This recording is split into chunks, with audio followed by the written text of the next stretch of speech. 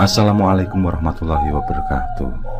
Selamat datang kembali di channel Pen Invasion, channel yang menyuguhkan video cerita bergambar seputar misteri. Simak terus video dari kami.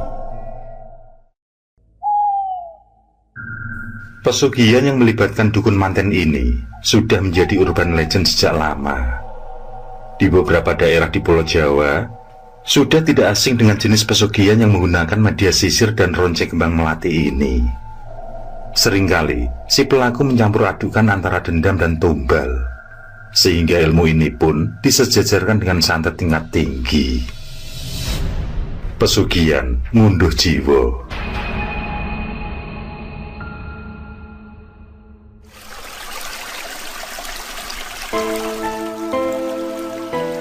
Kerman masih terduduk di bebatuan besar di tengah sungai. Di sanalah dia sering menghabiskan waktu jika mengalami kegundahan. Begitupun dengan senja itu, dia berpikir keras agar bisa meminang Harni, seorang gadis yang selalu mengganggu hatinya.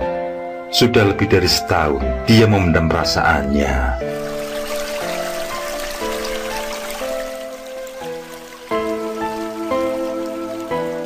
Kerman mengkilas balik di awal perjumpaan dulu, yang manakala itu Harni yang pulang dolan dari rumah saudarinya menjerit ketakutan saat melihat seekor ular melintas tepat di depannya. Kebetulan sekali Kerman yang pulang dari bekerja juga melewati jalan tersebut, sehingga dia pun mengusir ular itu. Harni mengucap terima kasih, lantas mereka jalan berdua hingga berpisah di perempatan batas desa. Awal jumpa menjadikan Kerman yang seorang single menaruh hati pada Harni. Di beberapa kali perjumpaan, dia juga merasa kalau Harni menaruh hati padanya. Dengan tekad yang besar, Kerman memberanikan diri berkunjung ke rumah Harni. Sayangnya, orang tua Harni kurang suka padanya. Memang, Kerman terlahir dari keluarga miskin. Ayahnya meninggal dunia di perantauan saat dia berusia 11 tahun. Saat ini, dia tinggal bersama ibunya yang mulai sakit-sakitan. Sedangkan dua kakaknya sudah menetap di perantauan bersama suami mereka. Tidak pernah sekalipun kedua kakaknya pulang. Mereka tidak peduli lagi dengan ibu yang berada di kampung halaman. Untuk mencukupi kebutuhan, Kerman bekerja sebagai pencari pasir di sungai kampungnya. Selain itu, dia juga bekerja kasar sebagai pencari batu. Meskipun begitu, dia masih mampu menabung untuk keperluan yang mendadak. Bahkan dia juga mampu membangun rumahnya yang semula gubuk reot menjadi tembok walau masih bata merah saja. Dari kehidupannya yang bisa dibilang di bawah kecukupan itu, membuat Kerman tidak percaya diri setiap kali berhadapan dengan seorang wanita. Sebelum mengenal Harni, setidaknya ada dua wanita yang mengisi hatinya. Namun keduanya hanya memberikan harapan palsu. Kini, di usianya yang sudah mendekati 30 tahun, Kerman sangat berhati-hati dengan hubungan yang dijalani bersama Harni. Sebenarnya Harni bukanlah dari keluarga berada.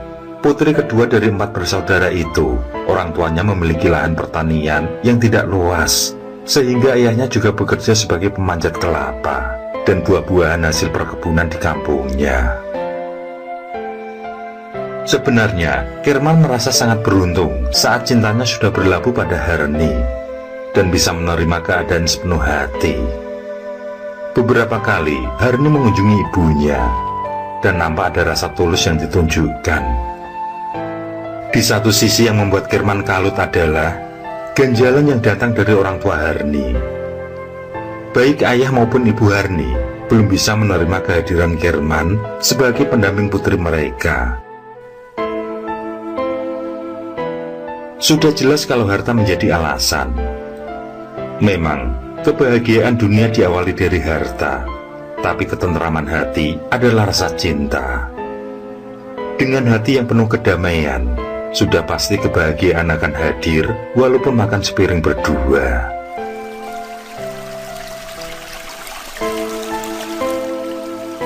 Kerman masih memandang sepasang capung yang saling mengejar dan saling menggoda. Hingga lalu terbang lagi. Mungkin itulah cara binatang itu bermesraan. Meski sempat tersenyum, namun hati Kirman masih dirundung kekalutan. Dia memikirkan bagaimana cara melamar Herni sesuai yang dipinta kekasihnya itu. Herni yang sebenarnya masih berusia muda, yakni 19 tahun itu, tidak mau berlama-lama pacaran. Dia ingin agar Kirman secepatnya melamar.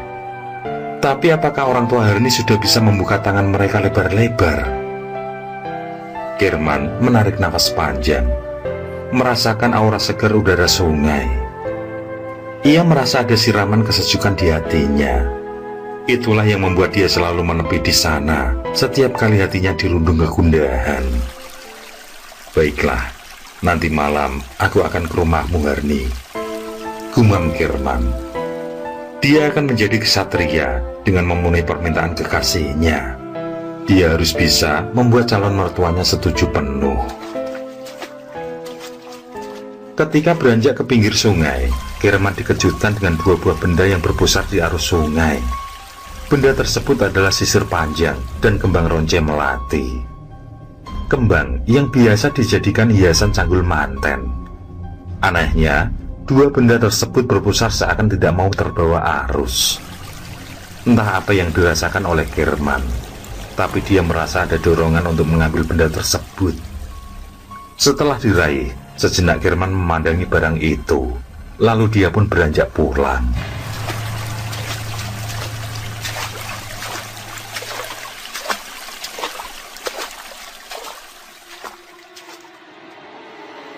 Sesuai yang direncanakan, ba'da Isya, Kirman mendatangi rumah Herni. Meski dengan perasaan yang campur aduk, di hadapan ayah Herni dia memberanikan diri mengucapkan lamaran. Herni yang menguping di sebalik tirai ikut harap-harap cemas. Sebelumnya dia memang sudah menceritakan pada ayah ibunya, namun belum ada jawaban dari orang tuanya. Itulah yang membuat dia ikut cemas saat kehadiran Kirman di malam itu. Sebelum menjawab, ayah Herni menanyakan weton pada Kirman. Dan setelah tahu weton tersebut, pada akhirnya baik Herni maupun Kirman bisa bernafas lega saat ayah Herni menerima lamaran itu. Tapi ayah Herni memberikan syarat soal mahar dan banyaknya perhiasan. Sebenarnya Kirman sudah memiliki tabungan sebagai persiapan, tapi tanpa terduga syarat itu sangatlah memberatkan. Selain seekor sapi serta perlengkapan dapur, ada mahar uang dan perhiasan yang jika ditotal jumlahnya sangatlah banyak. Meski dirasa berat, Kirman langsung menyetujui saat itu juga. Dia pasti bisa mendapatkan uang sebanyak yang dipinta. Jika semua sudah siap, disuruhnya Kirman kembali lagi untuk mencari hari pernikahan yang sesuai dengan weton mereka. Bulan depan kembalilah kemari, tepati janjimu, ucap ayah Herni, yang kemudian Kirman pun berpamitan.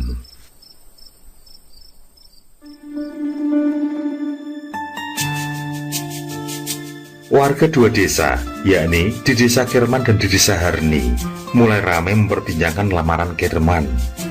Ada yang setuju juga mendukung, namun ada pula yang merasa keberuntungan di pihak Kirman. Lelaki miskin dan sudah berumur yang memiliki tampang pas-pasan, mampu mendapat jodoh gadis muda dan cantik yang membuat banyak lelaki patah hati. Bagaimana dengan masa depan Herni yang dikenal sangat baik hati itu? Warga yakin jika Kirman tidak akan sanggup membahagiakan Herni. Perbincangan itu pun membuat orang tua Herni merasa menyesal dengan keputusan mereka. Tanpa Herni ketahui, disuruhlah beberapa teman Herni untuk mencarikan lelaki lain dari kalangan keluarga berada. Tentu itu bukanlah hal sulit, karena kecantikan Herni pasti akan membuat para lelaki terpikat. Sebenarnya, sudah ada beberapa lelaki yang menaruh hati dan mengucap cinta pada Herni. Tapi secara langsung, Herni menolak. Hingga pertemuan dengan Kirman yang akhirnya membuat hatinya mampu berlabuh. Kirman sendiri kalang kabut mencari dana untuk mahar meminang Herni. Dia coba menemui beberapa kawan, namun hanya Isman yang bisa meminjaminya. Itu pun tidaklah cukup banyak. Kirman gelisah. Di satu sisi, dia harus selalu punya uang tabungan untuk berobat ibunya. Sedangkan di sisi lain, dia harus bisa menepati janji pada orang tua Harni. Merasa terdesak, di minggu ketiga, Kirman menemui seorang rentenir di kampung lain. Perempuan parubaya yang bernama Halimah sudah dikenal sebagai lintah darat. Dan dengan bunga yang tinggi, Kirman tetap memaksa diri berhutang padanya. Sedangkan yang dijadikan jaminan adalah sertifikat rumah yang saat ini dihuni bersama ibunya. Yang ada di dalam benak Kirman hanyalah secepatnya memenuhi janji pada orang tua Harni.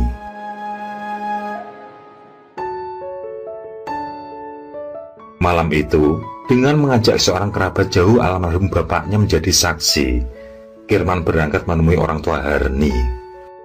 Alangkah riang hati saat mendapat sambutan senyum hangat dari sang kekasih.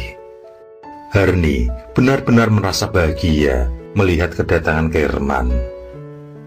Dalam pertemuan tersebut, ayah Harni sebenarnya merasa berat hati. Tapi bagaimanapun juga, dia tetap menjaga ucapannya. Hingga diputuskanlah 2 minggu kemudian lamaran dilakukan. Yang kemudian disusul 1 minggu kemudian acara pernikahan dilaksanakan. Mendengar itu membuat Harni girang bukan kepalang. Begitupun dengan Kirman yang bisa pulang dengan penuh sukacita.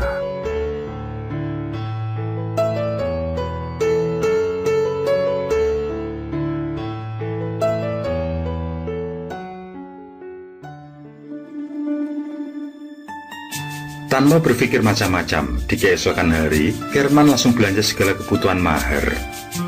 Ada perhiasan, juga ada seekor sapi. Dia juga menyisakan uang untuk pesta pernikahan nanti. Rencananya, pesta yang akan digelar sederhana saja. Yang penting berjalan lancar dan tidak membuat keluarga Harni kecewa.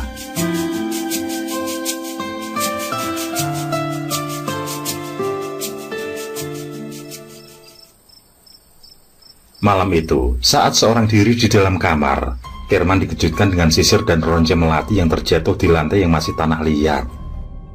Aroma melati masih begitu harum menyebar. Memang, tampak kembang melati yang dijadikan ronce sepanjang sekitar 60 cm itu tidaklah layu. Masih terlihat sangat segar. Sebenarnya hal itu sangatlah aneh, karena sudah sebulan lebih Kirman menyimpannya. Setiap malam, Kirman selalu memandang dan menciumnya sebelum beranjak tidur. Dia juga sering menggunakan sisir berwarna kuning gelap dengan 3 garis hitam tebal di tengahnya. Kedua benda yang ditemukan di sungai itu seolah memiliki satu misteri. Namun sampai saat itu, Kirman tidak pernah memikirkannya.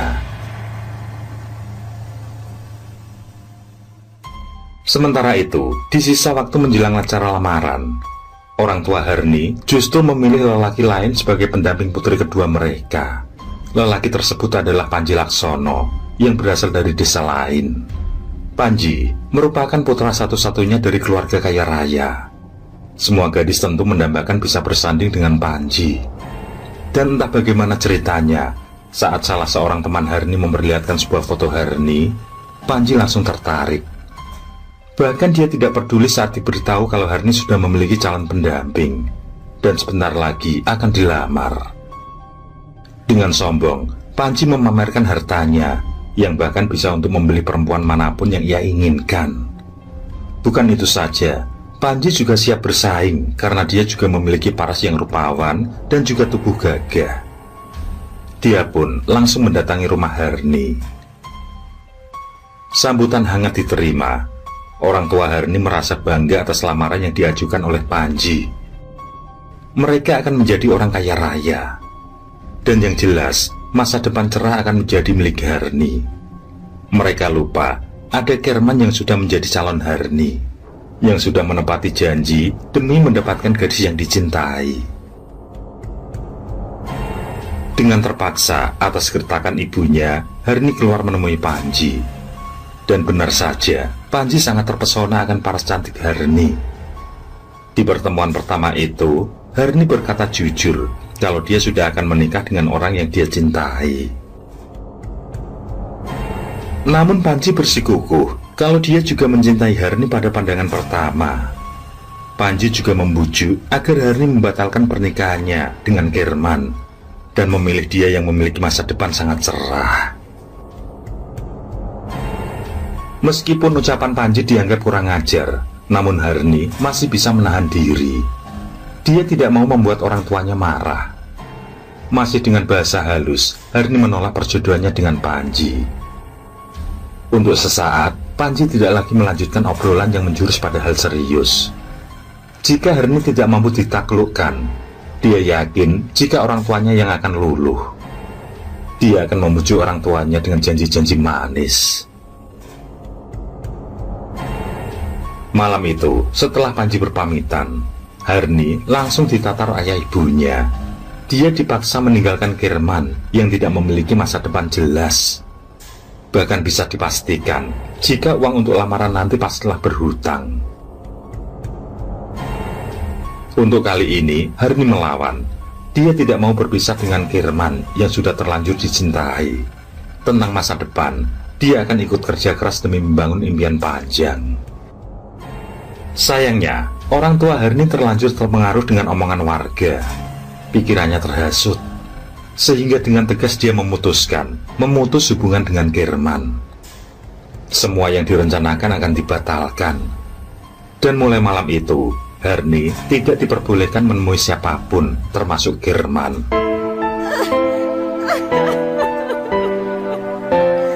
Dengan polos, Harni menitikan air mata. Dia sadar jika dia adalah seorang perempuan yang memang seharusnya menurut pada orang tuanya. Tapi sangatlah keliru jika harus menyakiti hati orang lain. Bagaimana dengan perasaan Kirman yang dengan segala upaya sudah menepati janji-janjinya? Harni yang mulai terisak menyeka air matanya. Tidak ada guna lagi melawan ayah ibu. Malam ini dia memilih mengalah, beranjak ke kamar, memikirkan yang terbaik yang harus dilakukan.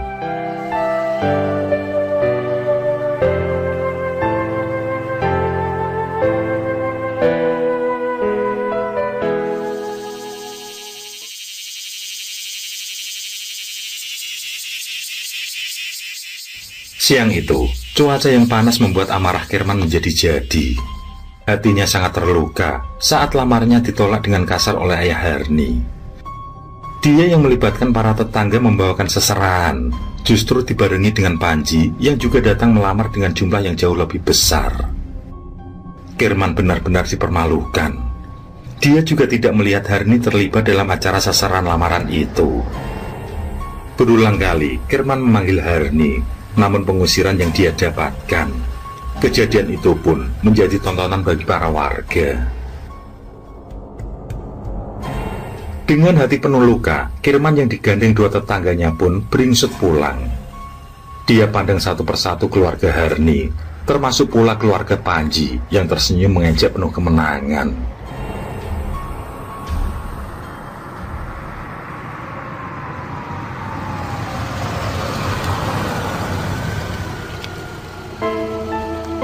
Setiba di rumah, kondisi buruk menimpa ibunya. Saat tahu penolakan atas seserahan putranya, sang ibu langsung drop, tidak sadarkan diri. Semua dibuat kelabaan atas kejadian itu.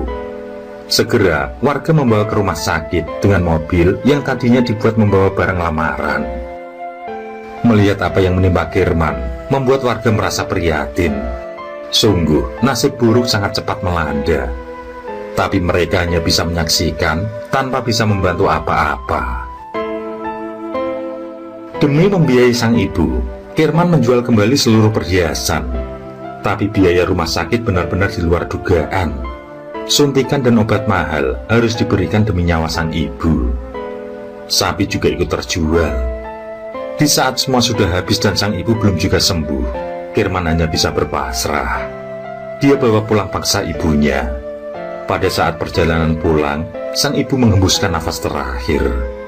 Kirman berteriak keras, meski tahu tidak akan mampu melawan takdir. Tepat upacara pemakaman, pesta pernikahan juga berlangsung antara Harni dan Panji. Mungkin itulah yang disebut dengan bahagia di atas derita. Kirman tersulut dendam. Dia telah dipermalukan. Dia telah dihina dengan keji. Ibunya Tiada juga berawal dari hal yang sama. Amarah dendam itu membutakan mata hatinya. Dia nekat akan menghabisi Panji, tapi niatan itu mendadak sirna ketika dia mencerna semua.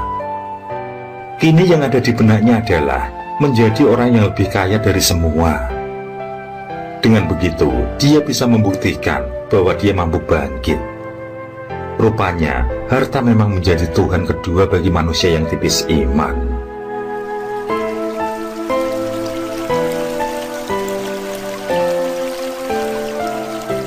Setelah malam ketujuh terlewati, Kirman menenangkan diri di bebatuan tengah sungai.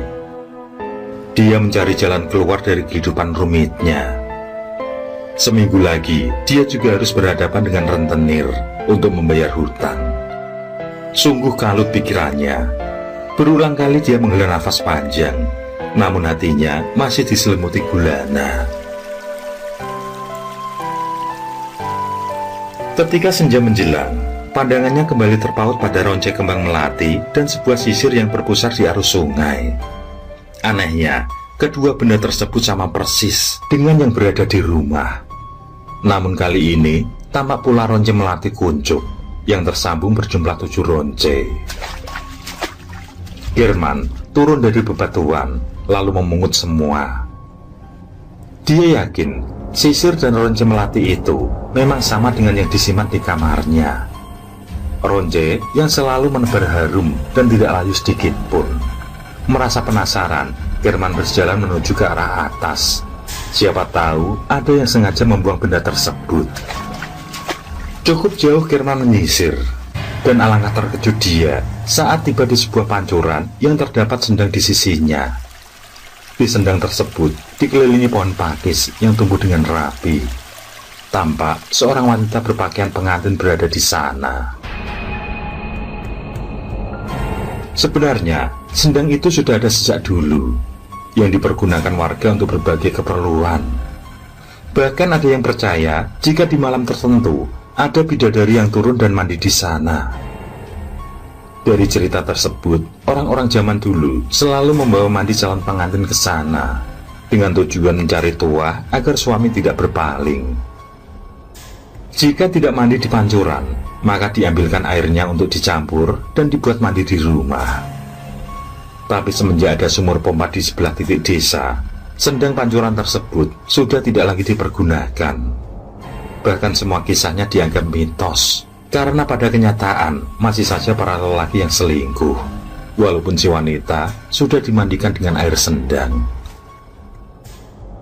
Seiring berjalannya waktu, sendang itu pun terlupakan. Setidaknya sudah lebih dari 15 tahun tidak ada yang menggunakan. Warga juga menganggap jika sendang itu sudah kering dan mati sumbernya.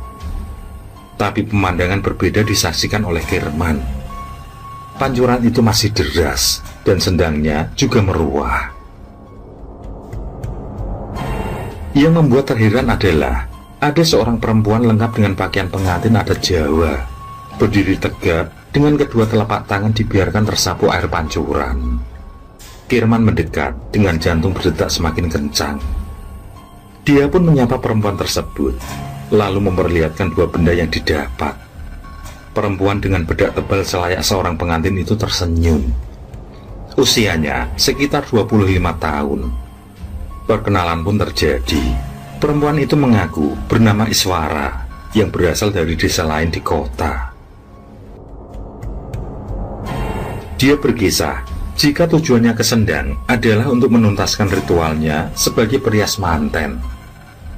Dia disuruh oleh gurunya ke tempat tersebut sebanyak 3 kali, tepat di saat surup, di hari Kamis malam Jumat Kliwon.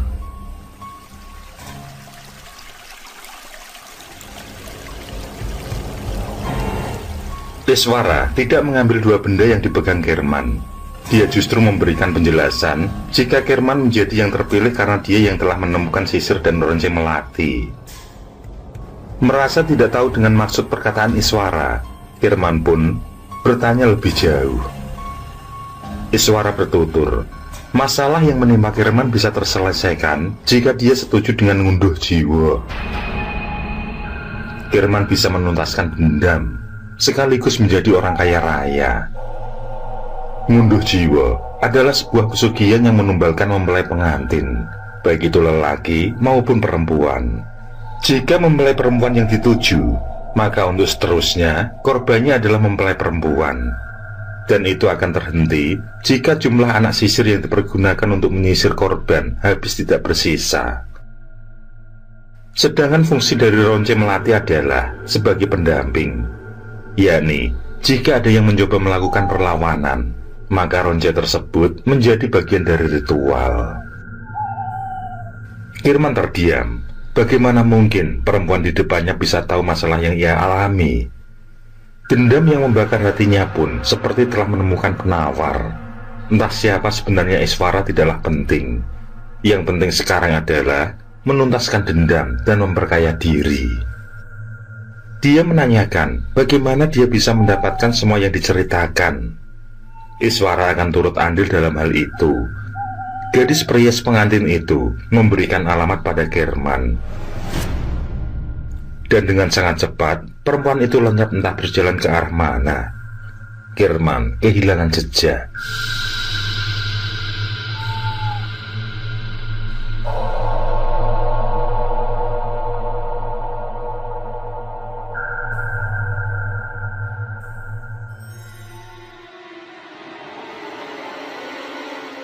Setahun kemudian, Kirman tersenyum sambil menghitung anak sisir. Di antara 35, sudah tanggal 13. Masih 22 lagi tumbal yang harus diselesaikan. 13 korban tersebut adalah 9 pengantin wanita, dan 4 lainnya adalah orang yang dianggap telah menyakiti hatinya. 4 orang tersebut adalah orang tua Panji dan orang tua Herni.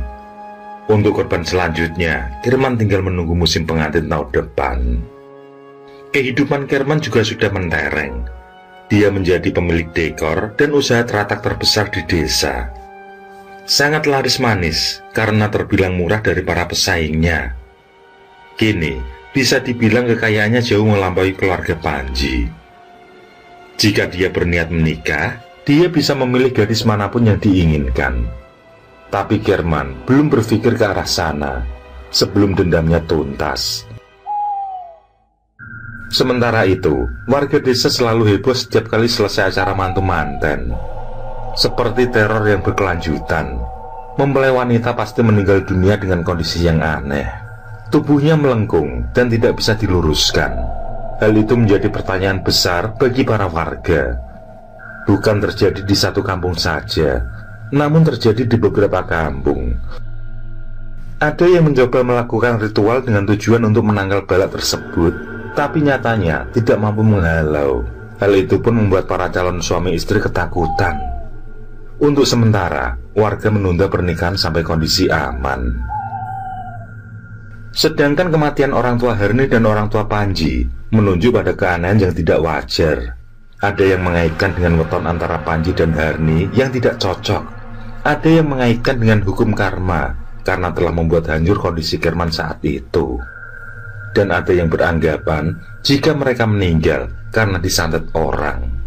Jelas-jelas keempat orang tersebut meninggal dunia secara mendadak. Dan anehnya, kondisi mereka juga melengkung seperti jasad para mempelai pengantin. Kematian yang dianggap teror itu membuat seorang pemuda bertekad menelusuri kondisi tersebut. Hal itu dilakukan setelah sepupunya turut menjadi korban. Hatinya tergerak untuk ikut campur dalam kebaikan. Dia adalah Saihu. Dia bukan pemuda biasa karena keturunan dari orang berilmu di kampung halamannya. Selain mendapat kemampuan karena titisan dari kakek buyutnya, Saihu juga alumni sebuah pesantren di Demak. Dengan bekal ilmu kebatinan yang dimiliki, dia berusaha keras menemukan kejanggalan tersebut. Hingga didapatlah satu sumber, yakni tentang seorang perias pengantin atau dukun santet bernama Iswara. Dari pengakuan dukun manten yang merias para korban, mereka mendapat pekerjaan tersebut dari Iswara, yang mana semua ritual dan tata cara harus mengikuti arahan Iswara. Dari sana, Saihu bisa menarik kesimpulan ada yang tidak biasa dilakukan oleh dukun manten tersebut. Saihu pun mendatangi lokasi tempat tinggal Iswara sesuai dengan alamat yang diberikan. Sungguh mengejutkan, alamat yang diberikan ternyata adalah sebuah makam di sebuah desa terpencil.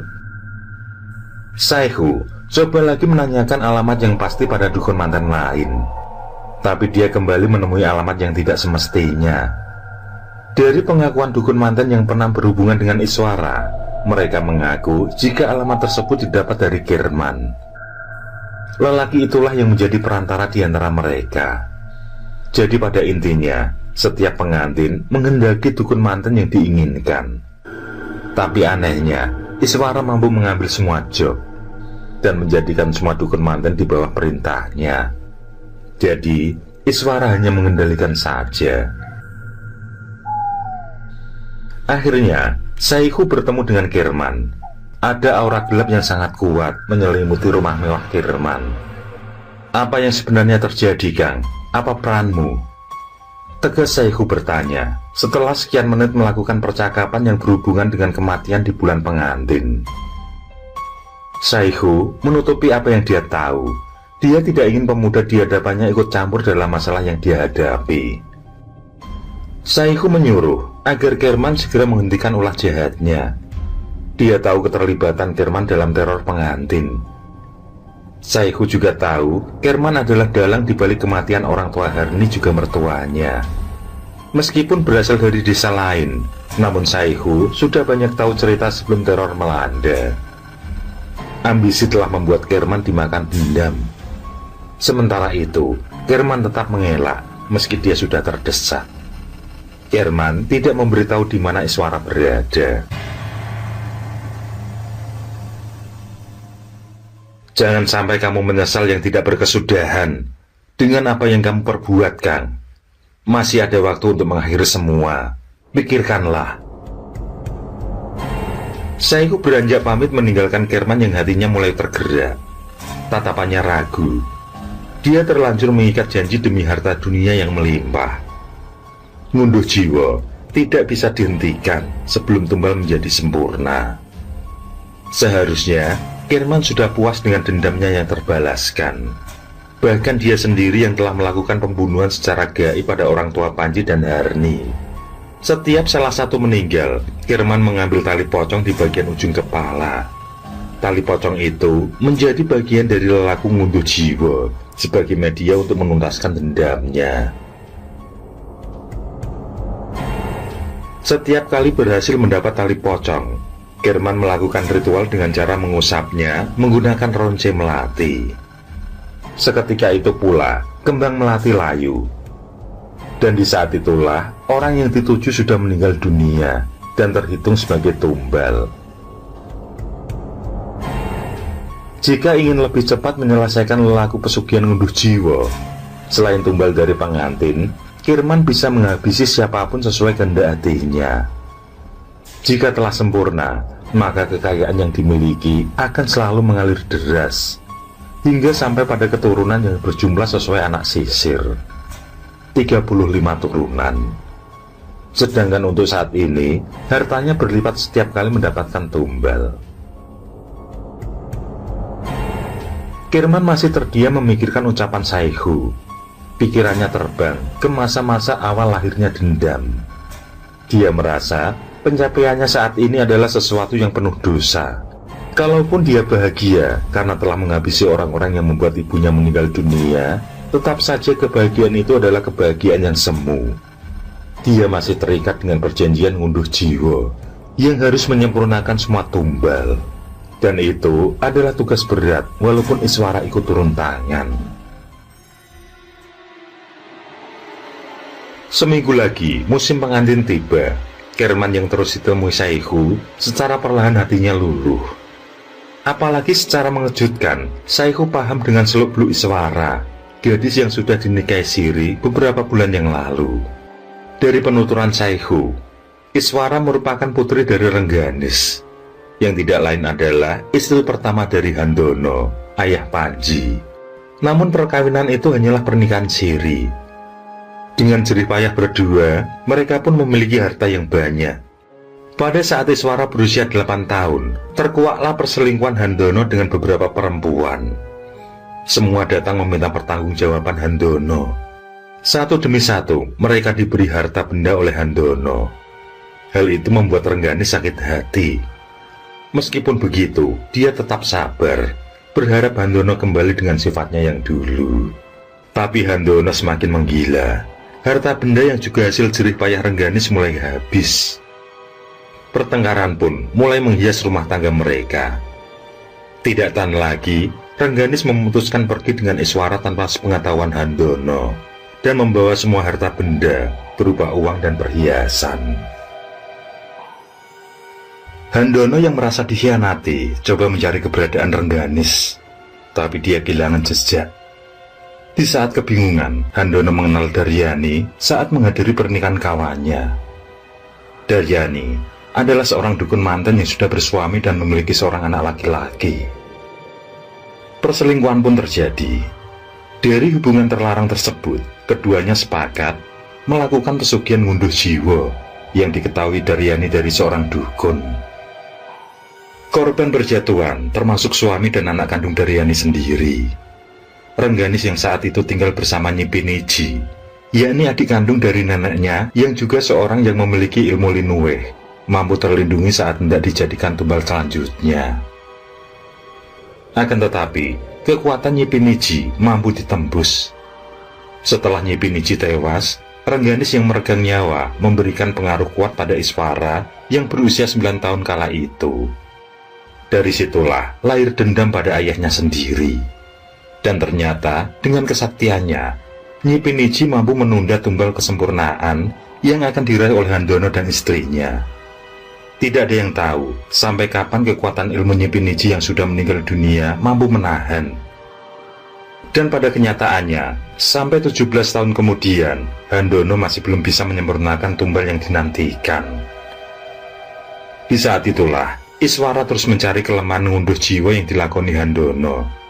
Hingga suatu bisikan gaib, ada 3 tempat untuk melakukan penyempurnaan ilmunya. Dan dari 3 tempat tersebut, Sendang Pancuran menjadi pilihan untuk melakukan ritual. Di sanalah, kisah berlanjut pada Kirman yang mendapati Ronce Melati dan sisir di sungai. Mufakat jahat antara Iswara dan Kirman pada akhirnya mampu menundukkan ritual ngunduh jiwa yang dilakoni Handono. Saat Daryani mampu tersingkirkan sebagai dukun manten oleh Iswara, dendam pun terbalaskan. Handono dan Daryani tewas. Namun putra mereka, yakni Panji, masih diberi ampunan oleh Kirman. Kirman tidak ingin menghilangkan nyawa Panji begitu saja. Dia ingin Panji menderita dan meminta maaf padanya. Untuk itu, dia buat Panji menjadi kesakitan, lumpuh, dan tubuhnya penuh bisul yang berbau amis. Kirman puas melihat harta Panji semakin habis untuk biaya pengobatan yang sia-sia. Dan saat ini, ketika menjelang musim pengantin, waktu di mana tumbal akan dilanjutkan, Tuhan membalikkan keadaan sangat cepat. Kirman yang pada dasarnya orang baik-baik, kembali pada sifat aslinya. Dia putuskan meninggalkan Iswara dengan ngunduh jiwa yang meminta perlindungan Saihu. Meskipun Iswara tengah hamil anaknya, Kirman tetap pada pendirian. Dia tidak ingin masuk lebih dalam di pesugihan ngunduh jiwa. Apalagi Saihu sudah tahu dan siap memberangus. Berulang kali Kirman mengajak Iswara meninggalkan pesugihan ngunduh jiwa, tapi perempuan itu bergeming, bahkan mengancam nyawa Kirman jika berpaling darinya. Kirman yang bulat tekad pun menemui Saihu dan memberitahu di mana keberadaan Iswara. Kirman juga memberitahu ritual rutin yang dilakukan istri sirinya itu, yakni mandi menggunakan air pancuran tepat tengah malam setiap hari pasaran Kliwon. Karena Iswara melawan, maka Saihu mempertaruhkan nyawa untuk sebuah pertarungan. Dia yakin jika kebenaran pasti akan menang. Dengan 2 benda kunci yang dibawa Kirman, yakni Ronce Melati dan sisir yang anaknya sudah patah beberapa, Saihu langsung melakukan ritual. Pertarungan jarak jauh pun terjadi pada malam tepat di musim pengantin, di mana malam itu tumbal selanjutnya akan berlanjut. Kirman yang menjadi saksi melihat Saihu mematahkan semua anak sisir. Di saat yang bersamaan, tampak Ronce Melati yang semula segar berubah menjadi layu. Di saat itulah, Saihu terpental hingga tubuhnya menghantam tembok yang sangat keras. Darah segar keluar dari mulut serta hidungnya. Dengan sisa tenaga, Saihu bangkit, memejamkan mata sambil kumat kamit. Sekali lagi pemuda itu terpental menghantam tembok. Namun tidak tampak akan menyerah. Saihu bangkit dengan tertatih, mengambil sisir dan Ronce Melati, lalu membakarnya di atas nampan besi bersama segumpal kemenyan. Asap membumbung, aroma kemenyan menyeruak bercampur aroma melati. Samar-samar, Kirman mendengar suara teriakan Iswara. Terdengar sangat sakit, dan di sela teriakan itu terdengar namanya dipanggil secara berulang. Sayangnya, permintaan izin untuk menemui Iswara tidak diperbolehkan oleh Saihu. Disuruh agar Kirman tetap berada di sana sampai pagi menjelang.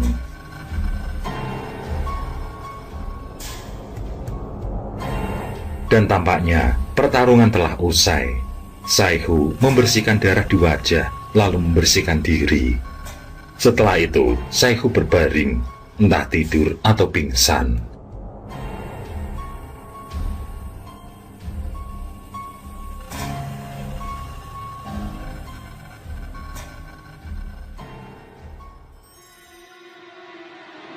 Di keesokan hari, pagi sekali Kirman pulang ke rumah.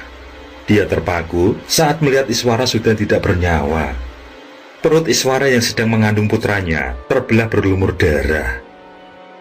Di sisi lain, darah kental juga masih mengalir perlahan di matanya yang melotot, hidung dan telinga. Tanpa ragu, Kirman memeluk istri sirinya itu. Setelah kematian Iswara, tidak ada lagi korban pengantin. Warga yang was-was pun mulai tenang kembali. Kondisi Panji juga berangsur membaik. Tetapi, kondisi lain dirasakan oleh Saihu dan Kirman. Saihu harus menerima nasib buruknya, di mana dia menjadi tuli dan tulang iga kirinya remuk, sehingga dia lumpuh. Saihu tidak menyesali kondisi yang menimpa dirinya. Dia merasa tenang karena bisa membuat beberapa kampung dan desa kembali nyaman. Dia berpesan pada Kirman agar merahasiakan semua. Dia tidak ingin siapapun tahu jika dialah yang membongkar teror ngunduh jiwa. Sebaliknya, Kirman juga berharap jika tidak ada seorang pun yang tahu atas perbuatannya. Cukuplah ngunduh jiwa itu sebagai pengalaman buruk yang akan dikubur.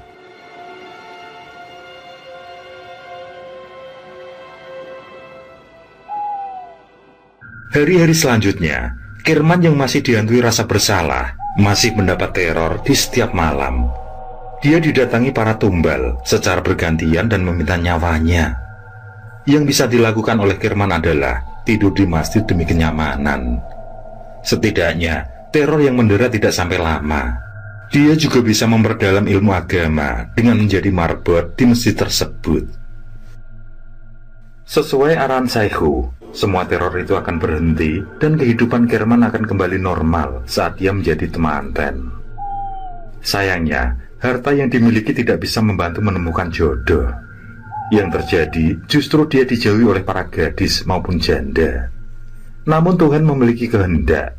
Kirman melepas semua hartanya, yang mana harta tersebut seluruhnya disantunkan pada anak yatim dan juga disalurkan pada korban bencana. Selanjutnya, Kirman memulai hidup dari nol. Di saat itulah, jodoh datang secara tidak terduga. Dan wanita tersebut adalah Harni. Rupanya, Panji sudah menjatuhkan talak sebelum sakit-sakitan. Harni berkisah jika dia selalu dibuat sakit hati oleh Panji, yang sering main perempuan selama menikahinya. Bahkan tidak ada rasa kehilangan sedikit pun saat Panji ditinggal orang tuanya sendiri. Malah dia merasa senang karena mewarisi seluruh harta keduanya. Hingga terjadilah keributan yang berakhir perceraian, tepat setelah 7 hari kepergian Pak Handono dan istri. Di saat itu pula, Panji mendadak sakit tanpa sebab. Meski telah pisah secara agama, namun Harni menepati janji pada Pak Handono kalau dia akan merawat Panji dengan sepenuh hati. Sebulan setelah sembuh, Panji yang tidak tahu terima kasih meninggalkan Harni dan pulang ke madunya. Tapi siapa sangka, itu adalah pertemuan terakhir Harni dan Panji, karena di keesokan hari, Panji meninggal dunia karena tergigit binatang berbisa. Ada yang mengatakan digigit ular, ada pula yang mengatakan binatang lain.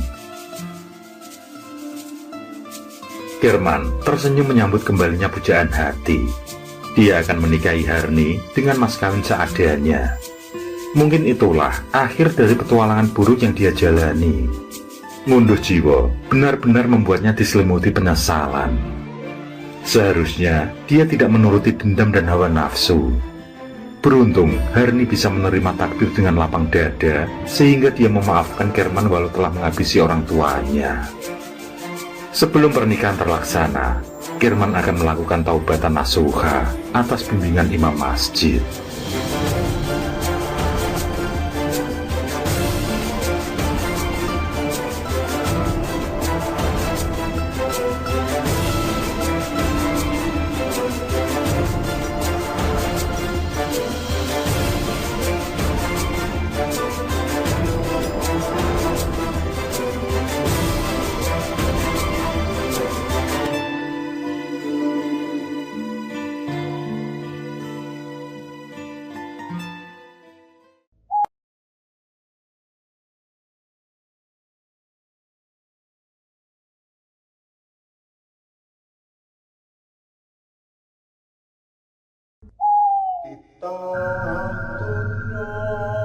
Assalamualaikum warahmatullahi wabarakatuh. Selamat datang kembali di channel Pen Invasion, channel yang menyuguhkan video cerita bergambar seputar misteri. Simak terus video dari kami.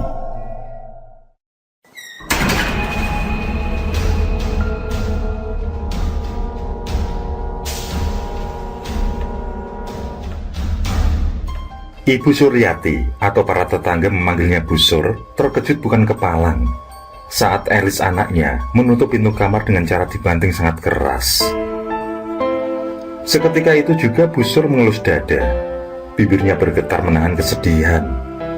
Orang tua berumur sekitar 65 tahunan itu hanya bisa mengucap istighfar berkali-kali, berusaha tetap sabar meski hatinya benar-benar teriris. Namun, air mata sang ibu pada akhirnya jatuh tidak terbendung. Ucapan membantah dan bentakan putrinya masih terngiang. Oh alah Lis, harap nemoni apa tuh kue kinduk? Dan tanpa sadar, terucaplah sebuah kalimat yang bisa jadi tercatat sebagai doa oleh para malaikat.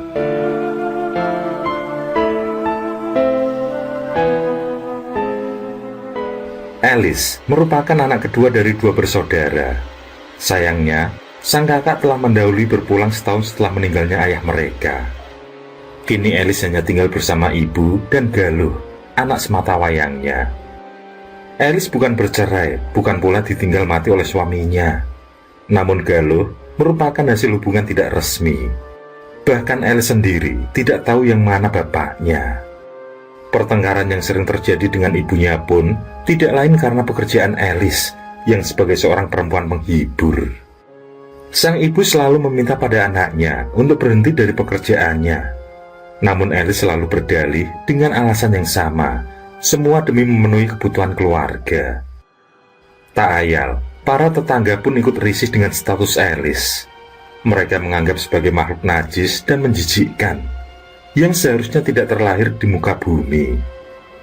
Mereka sangat membenci keberadaan Elis. Kalau saja tidak memandang Bu Sur, yang memang sangat baik pada tetangga, mereka tentu akan mengusir Elis dari lingkungan mereka. Bahkan Galuh, bocah ingusan yang belum mengenal dosa itu, ikut mendapat perlakuan yang selalu tidak mengenakan. Sewajarnya bocah ingin membeli jajan di warung atau membeli mainan dan sebagainya, tapi hampir selalu diusir oleh pemilik warung.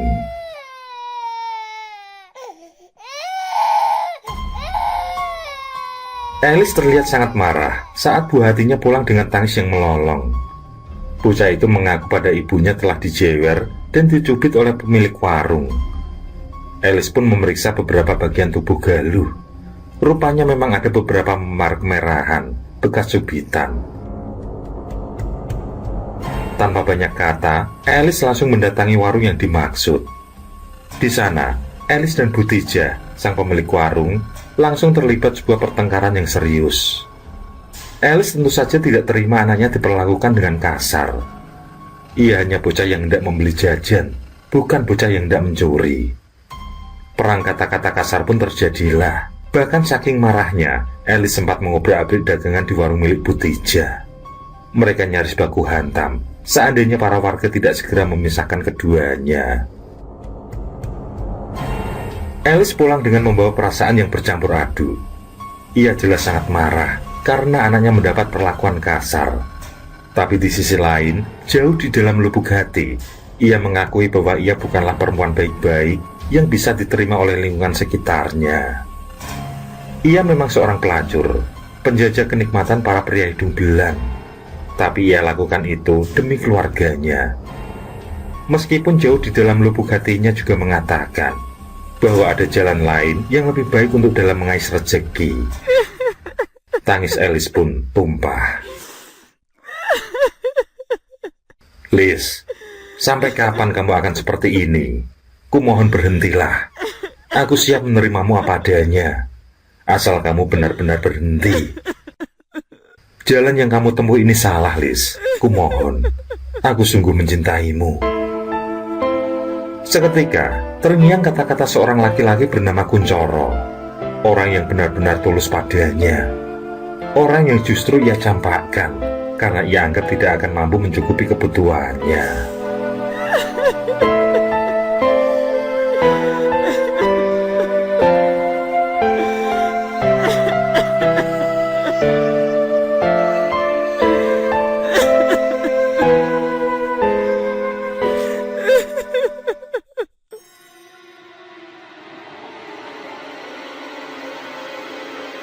Malam itu, Alice pulang dengan tubuh lunglai.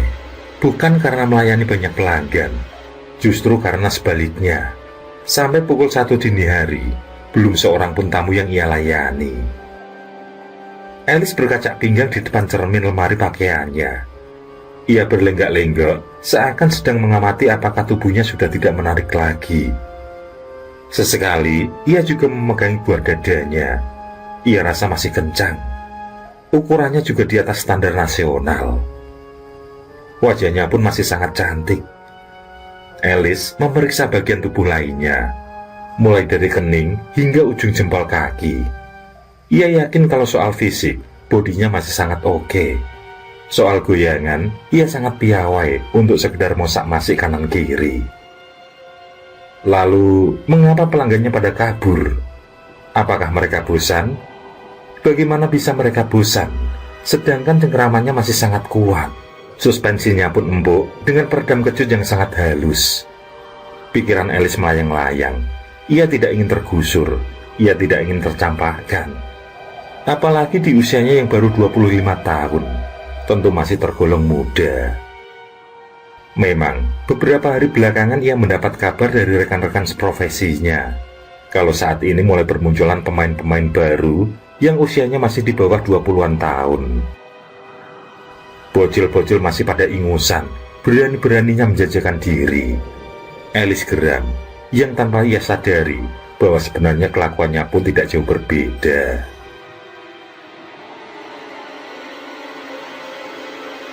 Puas bercermin, Alice langsung mengelus-elus rambut galuh. Bocah manis itu baru saja terlelap ketika sedari tadi menunggunya pulang. Lirih ia berdoa, berharap kelak Galuh menjadi anak yang solehah. Pinter sholat dan ngaji, tidak seperti ibunya. Sekolah yang pandai, biar menjadi orang sukses. Alice kembali berkaca di depan cermin setelah sesaat mencurahkan doa dan kasih sayang pada anaknya. Pikirannya pun kembali tentang sepinya pelanggan. Dan ia tidak akan tinggal diam. Ia putuskan besok akan menemui orang pintar. Siapapun pasti akan bertekuk lutut padanya.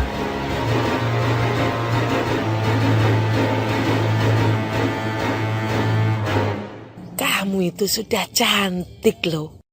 Mau cantik seperti apa lagi toh Cahayu? Tanya wanita tua dengan raut wajah yang masih terlihat kencang. Alice agak tersipu. Mbah Dukun kembali menanyakan maksud dan tujuan tamunya. Dengan gelagapan, Alice pun mengutarakan maksud dan tujuannya, bahwa ia ingin cantik sempurna. Ia ingin setiap lelaki yang mendekatinya bertekuk lutut, melakukan apa saja yang ia minta. Ia ingin menjadikan setiap laki-laki yang meminta pelayanan jasanya akan terbuai, sampai-sampai melupakan rumah tangganya sendiri.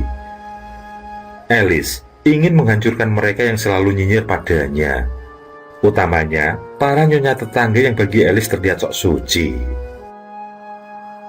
Jawaban itu seketika memicu gelak tawa Mbah Dukun, yang kemudian dijawablah kalau permintaan itu adalah perkara mudah. Sang dukun bisa membuat lelaki manapun bertekuk lutut di kaki Alice. Setelah Mbah Dukun yakin dengan tekad Alice yang bulat, maka ritual pemasangan susuk pun dimulai.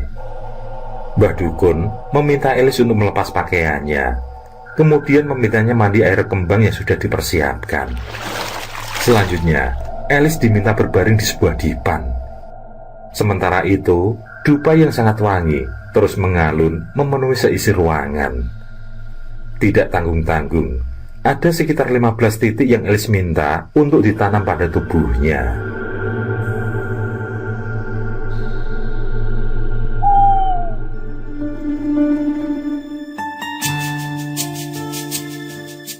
Berbekal susuk emas yang ditanam Mbah Dukun, Alice makin percaya diri menjajakan diri.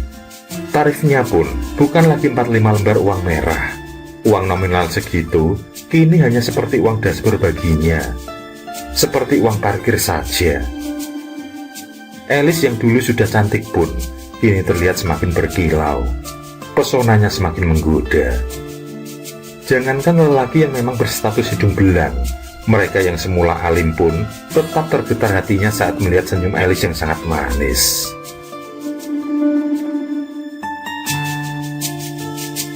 Keadaan pun berbalik.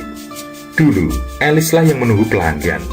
Kini pelangganlah yang mengantri demi bisa bercinta dengannya. Meskipun begitu, Alice tidak serta-merta menerima semua pelanggan yang masuk. Hanya mereka yang berkantung tebal saja yang bisa menikmati tubuhnya. Kini nama Alice seperti reputasi tertinggi. Namanya adalah jaminan servis yang paling memuaskan. Bagi para lelaki yang terpikat, Alice adalah perempuan yang sangat wajib untuk diratukan. Ibaratnya, demi Alice sang janda, mereka rela menjandakan istrinya sendiri. Dan bagi para perempuan yang suaminya berpaling, mereka sepakat menganggap Alice sebagai hama. Andai saja membunuh bukanlah termasuk perbuatan dosa, mereka pasti sudah menjinjang Alice seperti ayam potong. Lantas, siapakah yang sebenarnya bersalah? Alice kah? Karena memang profesinya yang seorang pemuas kenikmatan? Atau para lelaki kah yang tidak bisa menjaga hasrat kelelakiannya?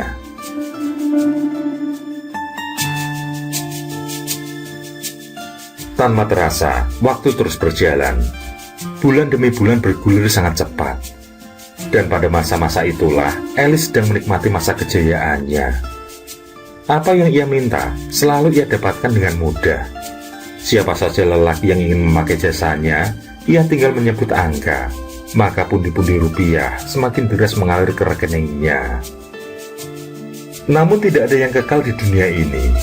Batu cadas yang keras sekalipun, lama-kelamaan akan pecah terberai bila selalu terkena panas dan hujan. Begitupun dengan Alice. Meski dari kasat mata penampilan fisiknya masih sangat indah dipandang, namun yang namanya hubungan bebas pastilah akan membawa benih-benih penyakit. Memang benar, Alice rutin memeriksakan diri ke dokter spesialis. Namun, siapa yang bisa menjamin tubuhnya tetap sehat?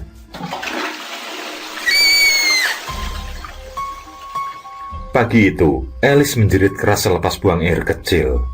Jeritan itu pun didengar oleh sang ibu. Dengan tergopoh, beliau pun sampai juga di kamar mandi. Di sana sang ibu melihat dengan mata kepala sendiri bagaimana dari kemaluan anaknya telah mengeluarkan darah merah kehitaman. Sang ibu bertanya, apakah Alice sedang datang bulan? Saat Alice menggeleng dan terus meraung kesakitan, sang ibu sadar bahwa sesuatu yang tidak diharapkan telah menimpa anaknya.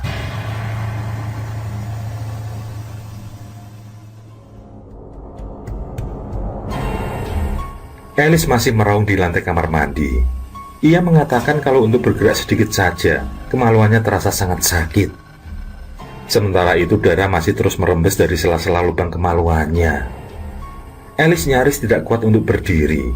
Ibunya yang berupaya memapah malah nyaris terjungkal karena tidak kuat menyangga.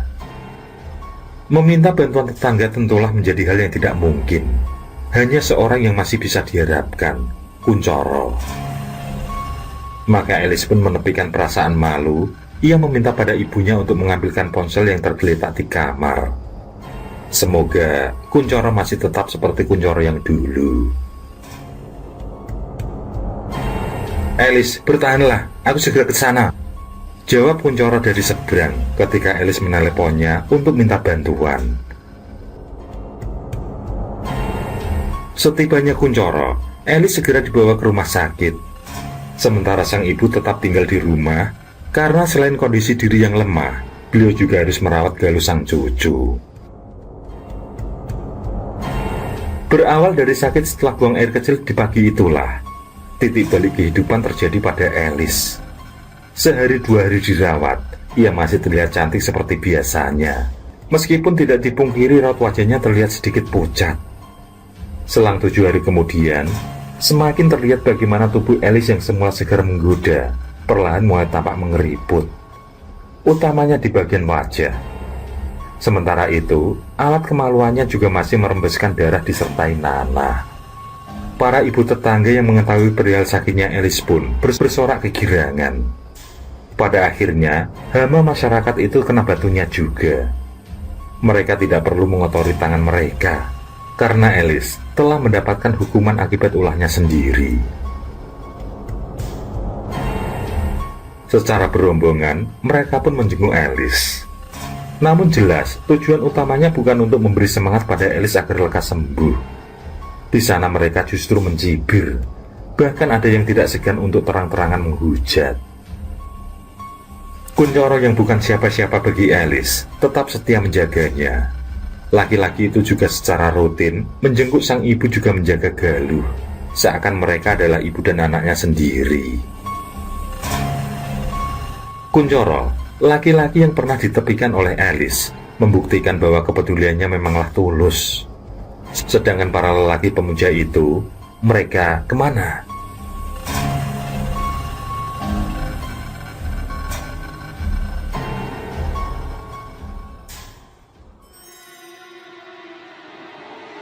Sudah hampir sebulan, Alice dirawat di rumah sakit.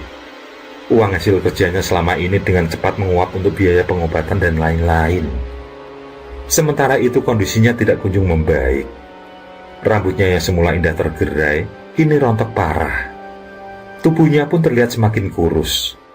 Lebih mengerikan lagi, dari kedua puting dan lubang-lubang di tubuhnya seperti hidung, telinga, dan kedua bola mata, di mana dulu di tempat itu susuk-susuk itu ditanam, merembeslah darah disertai nanah. Alice kini tengah dalam kondisi sekarat. Namun malaikat maut sepertinya masih ingin bermain-main dengan nyawa Alice. Mungkin karena ia tidak bercerita bahwa ia telah memasang susuk di tubuhnya. Alice memang tidak ingin susuk-susuk itu lepas dari raganya, mengingat susuk-susuk itulah yang membuatnya kaya.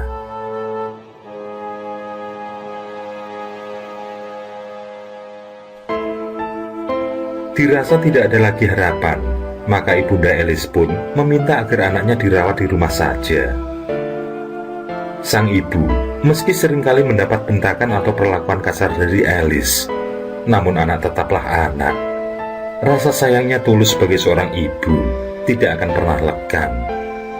Beliau tetap menyayangi Alice. Seringkali saat membelai rambut anaknya dengan berlinang air mata, beliau tetap berdoa untuk kesembuhan Alice. Bahkan kalau memang perlu, beliau ikhlas bila penyakit Alice bisa dipindahkan padanya. 6 bulan pun berlalu. Meski kini Alice tidak bisa lagi mengeluarkan sepatah kata pun, namun sang ibu tahu bahwa dalam bulir-bulir air mata yang mengalir di pipi Alice ada penyesalan yang sangat mendalam. Ada beban dosa yang harus segera ia pintakan maaf. Dalam tatapan mata yang tidak berdaya, Elis memberi isyarat pada ibunya. Ia minta maaf atas segala kesalahannya. Ia juga pamit karena ia merasa kalau waktunya telah tiba. Kepada Kuncoro, hal yang sama ia lakukan. Bibir Elis mencoba bergerak, berusaha sekuat tenaga untuk mengucapkan kata maaf, sekaligus ingin memberi isyarat bahwa ia kini ingin melepas seluruh susuk yang tertanam di tubuhnya. Namun usahanya untuk minta tolong agar susunya dilepas rasanya menjadi permintaan yang tidak akan pernah terkabulkan. Baik sang ibu maupun Kuncoro tidak memahami isyarat yang disampaikan. Keduanya hanya paham bahwa Elis minta maaf. Dan untuk satu hal tersebut, mereka sudah memaafkan dengan ketulusan hati yang paling dalam. Hingga pada detik yang telah ditentukan oleh Sang Pencipta, tubuh Elis mengejang dengan hebat. Dari lubang-lubang tubuh, darah kental kembali merembes dengan lebih deras. Lalu tubuh yang tinggal tulang berbalut kulit itu pun terdiam. Elis, sang pujaan hati para lelaki, kini telah meninggalkan ibu, Kuncoro, dan Galuh untuk selama-lamanya.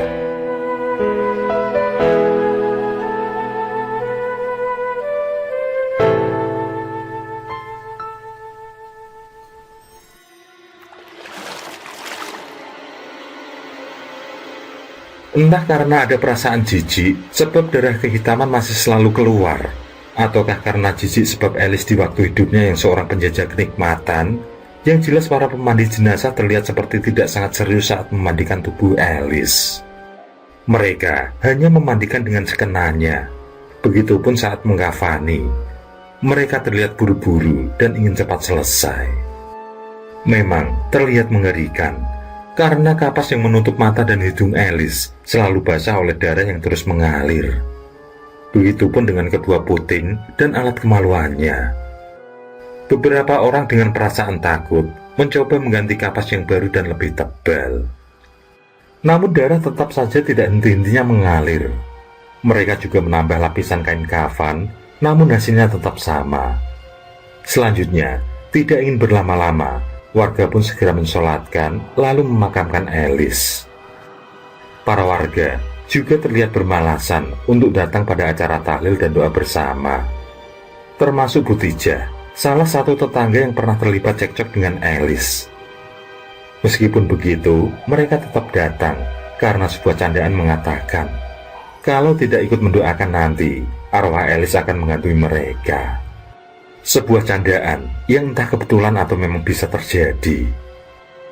Namun warga sekitar sudah mulai merasakan hawa mencekam tiap malam menjelang.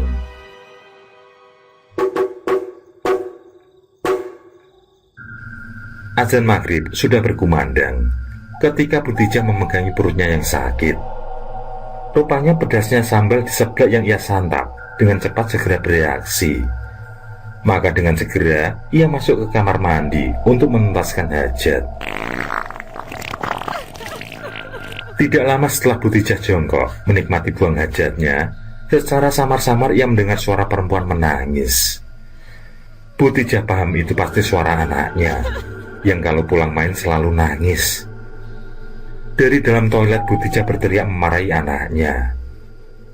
Devi memang kebiasaan kalau maghrib baru pulang, itu pun selalu disertai dengan mewek, entah karena bertengkar dengan temannya atau lain-lain.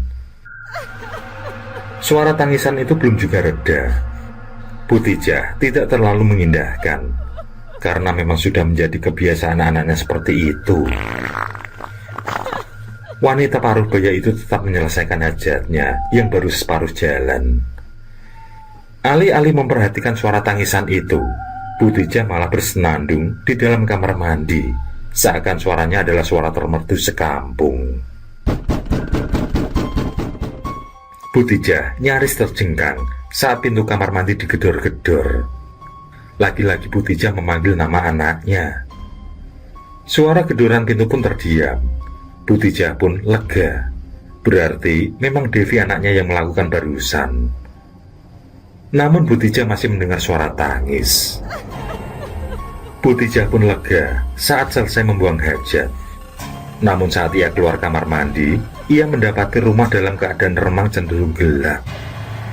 Saat itulah ia baru teringat kalau suami dan kedua anaknya sedang pergi ke rumah neneknya.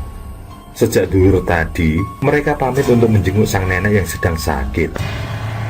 Seketika itu pula, bulu kuduk Butija meremang.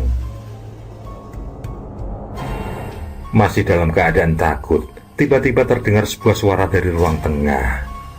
Suara yang ia dengar sepertinya bukan suara yang asing. Maka dengan berjingkat pelan, Butija melangkah ke arah ruang tengah. Saat pintu sekat ruang dapur dan ruang tengah telah terbuka, ternyata tidak ada siapa-siapa di sana. Bulu kuduk Butija semakin menebal. Ia kembali berjingkat. Lalu, Sing nangis kuwi aku. tiba-tiba saja terdengar sebuah suara dari belakang Butija. Secara refleks, Butija pun berbalik badan. Bersama dengan itulah, ia melihat sebentuk pocong dengan kain kafan yang terlihat basah karena berlumuran darah. Sementara itu, kapas terlihat menyumpal di kedua lubang hidung dan bola mata. Butija langsung terbelalak saking takutnya. Mata Butija berkunang-kunang, kemudian gelaplah semua.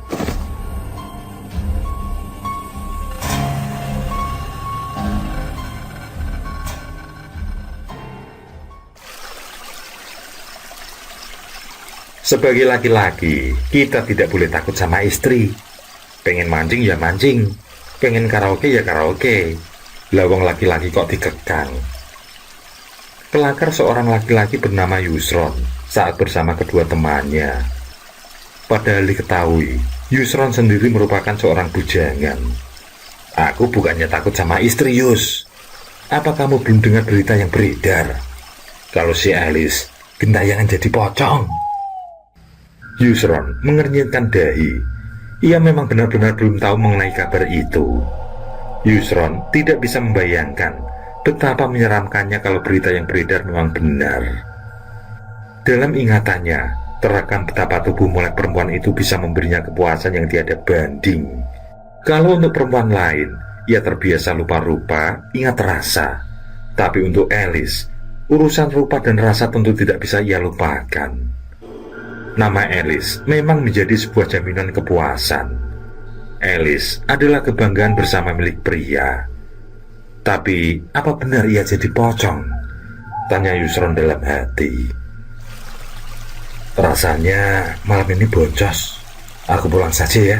Perasaanku tiba-tiba tidak enak, ucap Fandi dengan serta-merta mengemasi peralatan memancingnya.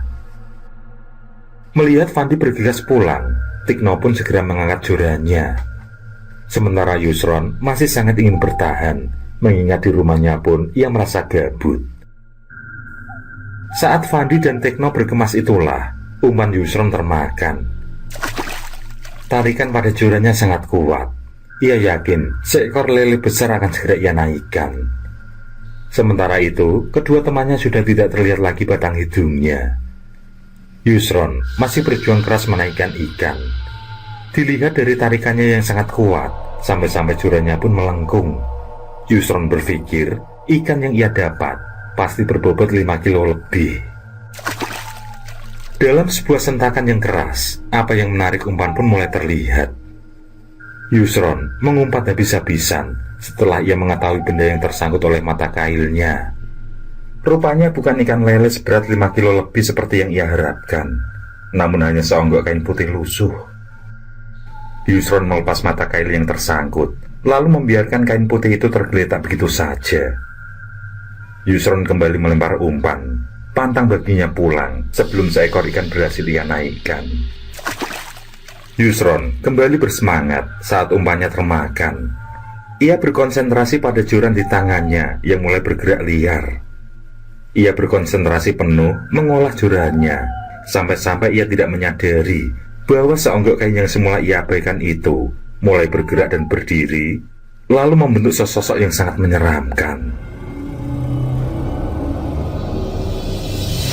Sosok dengan kuncir kain pada kepalanya melayang tipis mendekat ke arah Yusron yang masih berupaya menaikkan ikan. Seekor nila babon berhasil Yusron naikkan. Tangan kirinya berkali-kali mengepal sebagai tanda kebahagiaannya. Ikan malang itu pun masuk ke dalam jaring. Sampai di situ, Yusron belum juga menyadari bahwa sesosok pocong sudah mengawasinya dan hanya berjarak kurang dari 2 meter. Barulah saat terdengar suara perempuan memanggil, Yusron menoleh dan terkesiap. Terdengar pocong itu memanggil-manggil namanya. Alice, pikir Yusron yang mendengar suara panggilan itu. Ia sangat hafal suara Alice karena ia memang pelanggan setianya. Yusron pun menoleh ke arah kiri. Tampak pocong itu tetap berdiri di tempatnya. Lutut Yusron seketika menggigil ketika melihat sosok menyeramkan di sampingnya. Meskipun kedua mata dan hidung sosok itu tertutup kapas, namun Yusron yakin kalau pocong yang menemaninya adalah pocong Alice. Nila babon yang baru saja ia dapatkan, ia tinggal begitu saja. Yusron lari kalang kabut jatuh bangun.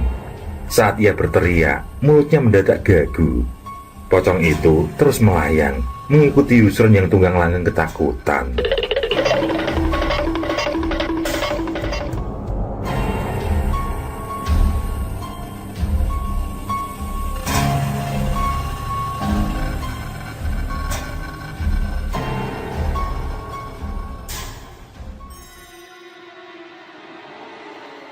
Waktu baru menunjuk angka 8 malam. Ruli sedang menikmati acara televisi ruang tengah ketika Clarissa, istrinya, berteriak-teriak memanggilnya. Panggilan itu terkesan setengah antara takut, jengkel, dan penasaran. Ruli yang sedang malas bergerak itu pun menggerundel, ngedumel tidak jelas. Tapi karena teriakan istrinya Laksanatita sang ratu, ia pun segera datang. Setibanya Ruli di ruang belakang, sang istri langsung mengarahkan jari telunjuk ke arah ember besar tempat menaruh cucian. Ruli mengikuti jari sang istri melihat ke dalam ember. Ruli pun segera terkejut ketika mendapati kain putih kumal dengan noda berwarna merah berada di sana. Ia nyaris saja mengambil kain itu kalau saja tidak dicegah istrinya.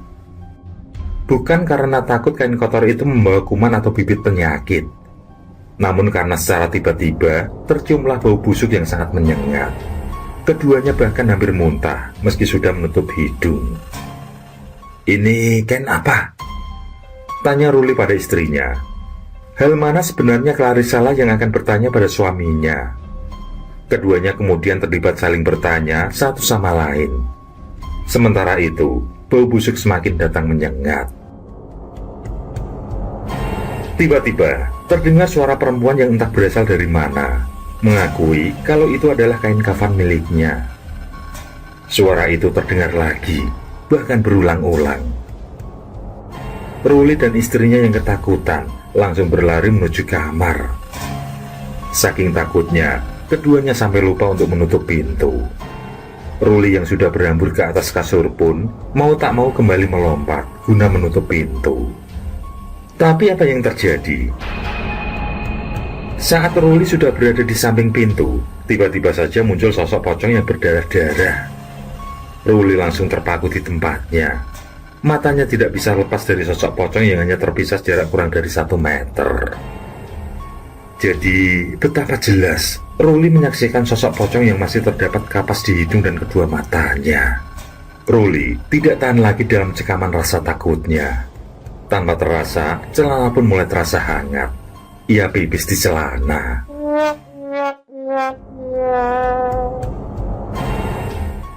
Ketika pocong itu memperkenalkan diri bernama Alice, mata Ruli sudah mulai berkunang-kunang. Saat terlintas dulu ia juga menjadi pelanggan setia tubuh Alice. Tapi Alice saat masih hidup tentu saja jauh berbeda dengan Alice yang berdiri di hadapannya saat ini. Ruli tidak lagi bisa bertahan dari rasa takutnya. Ia pun lemas lalu ambruk terkulai. Sementara itu, Clarissa menggigil di sudut kasur. Ia memeluk guling dengan sangat eratnya. Ia hanya bisa pasrah dan berharap pocong Alice segera pergi. Namun kejadian selanjutnya justru membuat Clarissa semakin menggigil ketakutan. Guling yang ia peluk sebagai tameng tiba-tiba terasa olehnya sebagai sosok pocong. Itu karena bau busuk menyengat tercium dari guling yang ia peluk. Clarissa mendorong guling dalam pelukannya. Terlihatlah dengan jelas sosok pocong terbaring miring itu menghadap ke arahnya. Kapas yang menyumpal hidung dan mata terlepas. Lalu dari hidung dan mata itu mengalirlah darah kental berbau busuk yang lebih menyengat. Pocong itu menyeringai hingga membuat Clarissa kelojotan. Ia pun menyusul suaminya semaput.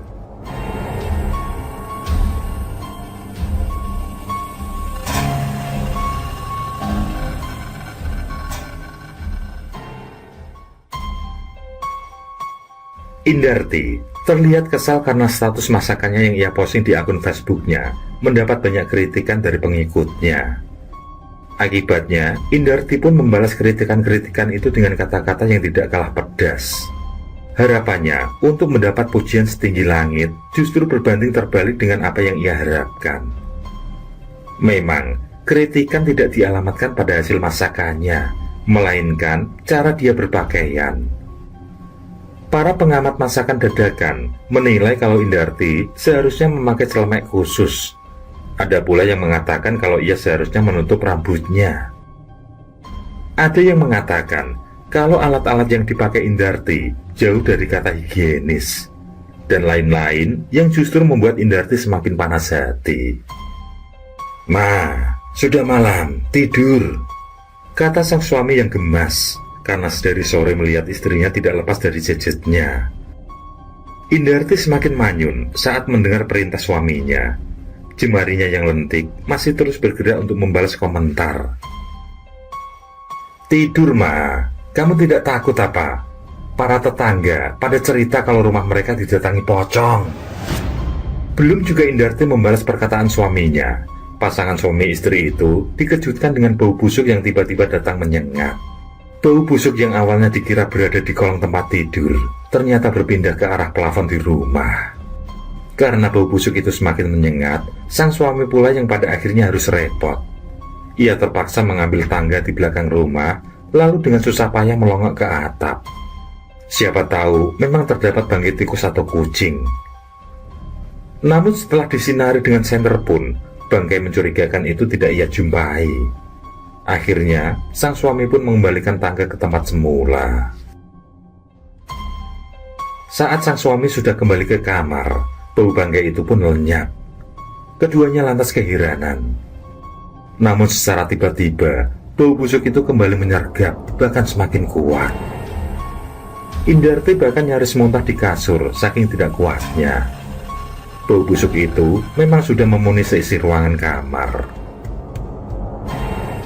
Tiba-tiba, suami itu dikejutkan dengan sebuah suara yang tidak jelas dari mana asalnya. Suara itu berucap kalau bau busuk itu adalah bau dari tubuhnya.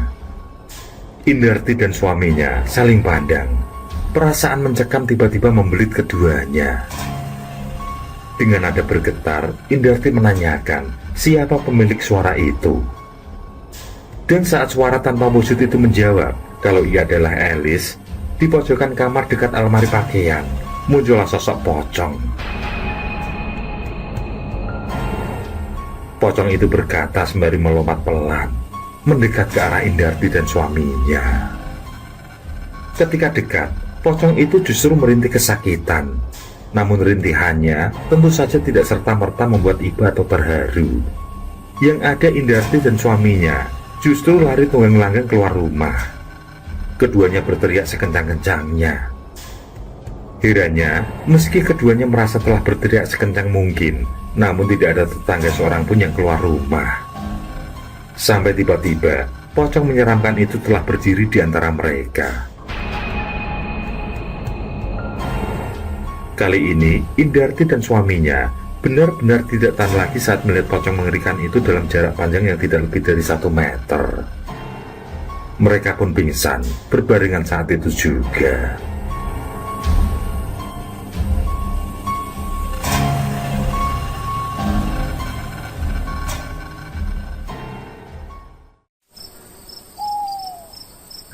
Galuh, gadis mungil yang sedang pulas itu terbangun dari dekapan sang nenek. Ia kembali mendengar suara panggilan dari ibunya.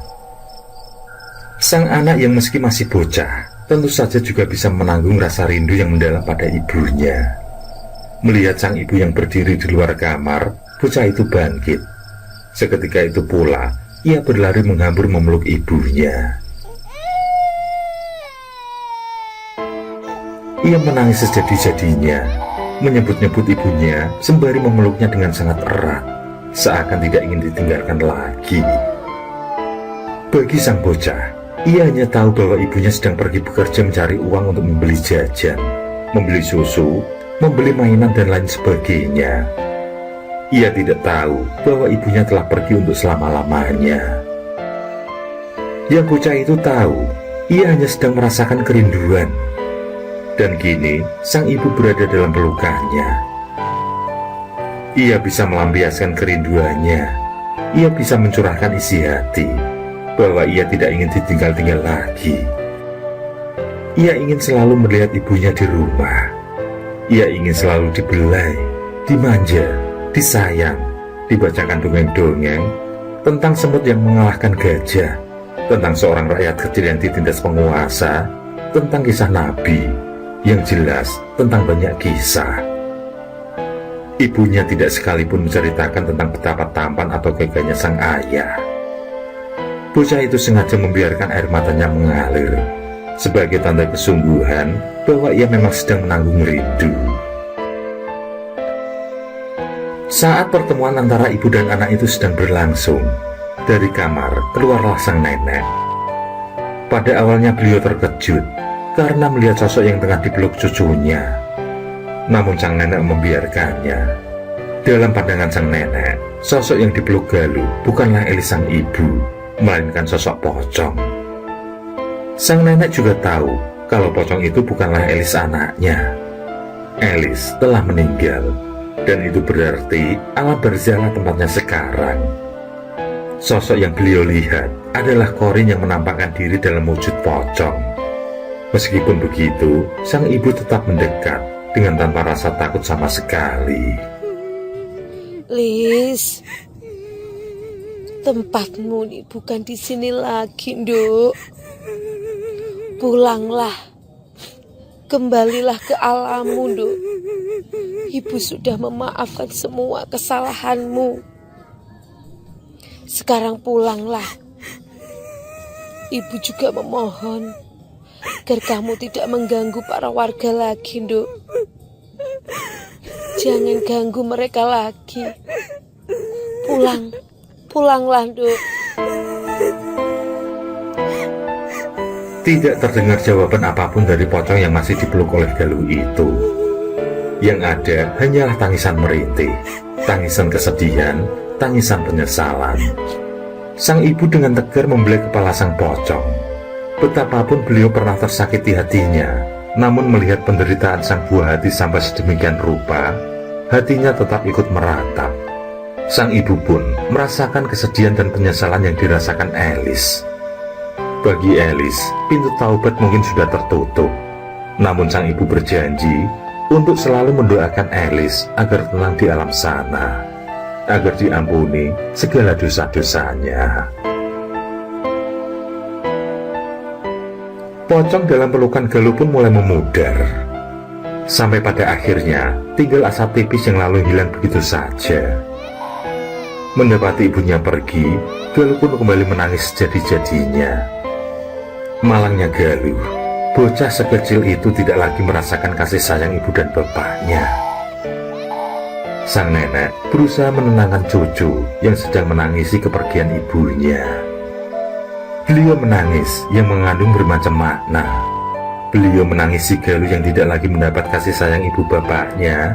Beliau juga menangisi Elis yang harus pergi sebelum kembali ke jalan yang benar. Beliau juga menangisi dirinya sendiri. Masih teringat dengan jelas bagaimana sakitnya saat melahirkan Elis. Namun semua itu belumlah seberapa dibanding saat sang buah hati dengan tega membentaknya. Sungguh, rasa sakitnya jauh melampaui saat melahirkan dulu. Ya Allah, panjangkanlah umur dan kesehatan hamba ya Allah. bisa mendampingi Galuh hingga dewasa nanti ya Allah. Amin. Sang nenek berucap dalam linangan air matanya, sembari tetap memeluk cucu satu-satunya. Beliau tidak bisa membayangkan akan bersama siapa Galuh kalau dirinya dipanggil menyusul Elis.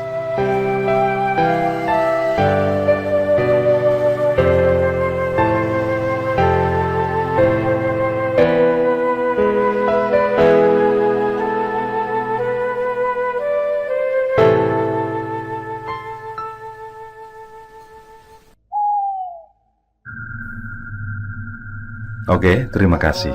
Semoga kawan-kawan terhibur, dan untuk ke depan, semoga channel ini bisa lebih baik lagi. Akhirul kalam, wassalamualaikum warahmatullahi wabarakatuh. Sesandingan hormat kali milih, lakukan di muka